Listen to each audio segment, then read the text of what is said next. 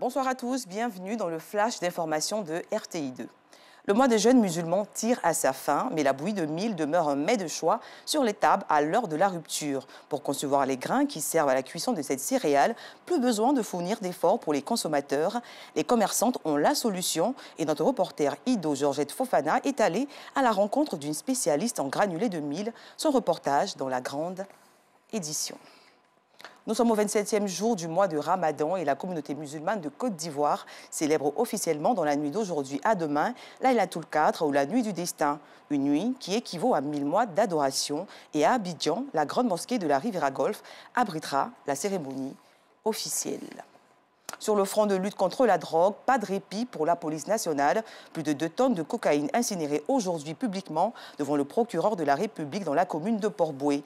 Pour rappel, cette destruction fait suite à une importante saisie de drogue les vendredis 15 et jeudi 21 avril dernier à Koumassi et San Pedro.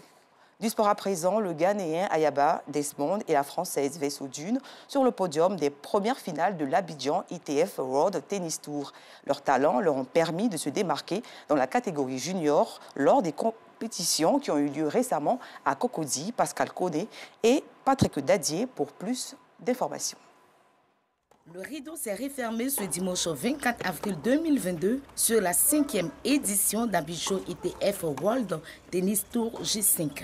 Chez les dames juniors, la Française Vessou Dune, après avoir été sans pitié face à ses adversaires lors des rencontres intermédiaires, remporte avec brio la finale face à la Canadienne Taravella Soulane. Dune, de mère malgache, a plié le match par 2-7-0, 6-2 et 6-1. Je suis vraiment très contente. C'est le premier ITF que je gagne. Il y a encore la semaine prochaine, je reste ici. Il y a un autre tournoi en grade 4 cette fois et je vais essayer de faire pareil. Le duel tant attendu chez les hommes est 100% anglophone entre Ayaba Desmond et Aboukari Yakoubou a tourné à l'avantage du premier cité, l'expérimenté Ayaba venu du Ghana. 2-7 à 6-3 et 6-1. Today I play my best. C'était très bon. Il est encouragé comme il a gagné là. Il dit que lui, contre la finale et puis demi-finale là, c'était trop difficile. Bah, il est gagné.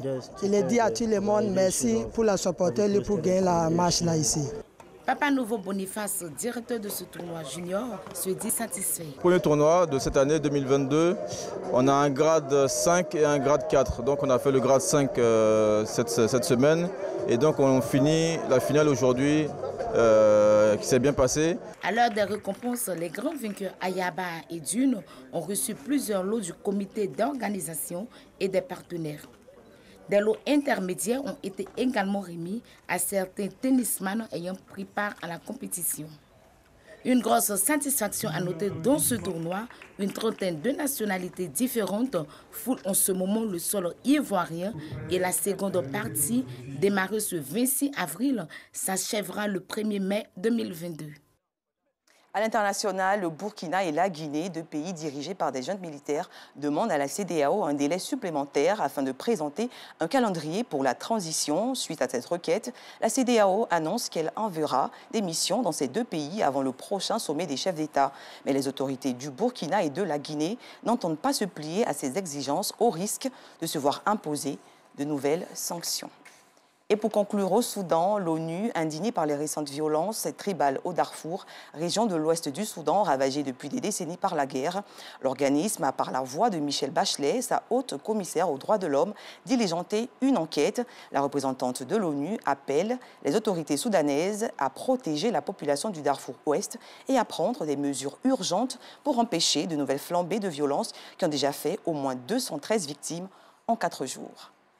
Fin de ce flash, je vous retrouve à 19h30.